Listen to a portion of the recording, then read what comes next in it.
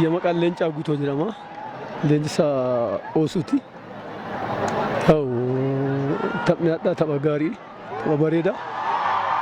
Taphni addaa tapha bareedaa, tapha baay'ee namatti tolu. Ani Galaanillee tapha gaarii taphatee nullee tapha gaarii waan carraan kenna waan ta'eef mo'anne. Kanaaf taphni tapha gaariidha jechuudha. Kan darbe yaa'u irratti waan hojjenneef kan darbe irratti hojjenneetiin kanaaf bu'aa arguu dandeenya, bu'aa buusuu dandeenya, kanaaf mo'achuu dandeenya. Kan darbe irratti hojjennee waan ta'eef. Ani gargaarsa hin qabu Oosuu baay'ee galata guddaa qaba isaaniif waan barbaachisu nu godhaniirani wanta barbaachisu haga isa dhumaa dirasi isaan akka piroojeektiitiin ijoollee taphattoota kanneen waan guddisaa jiraniif galanni ka isaaniiti jedha amma tapha kana wuxxeetiin kama isaanii waan ta'eef galata Oosumaaf dabarsa jechuudha.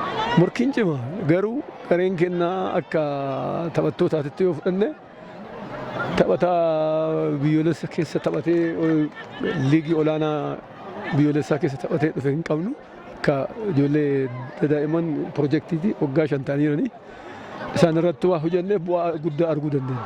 Taphatti aanu dammoo taphatti aanullee yaa'u tapha jiru garee waliin taphachuu illee waan argineef isarrattillee dammoo bakka irratti ataqqa'uu qabnu isarratti waan hojjenneetiin dhufuu qabna.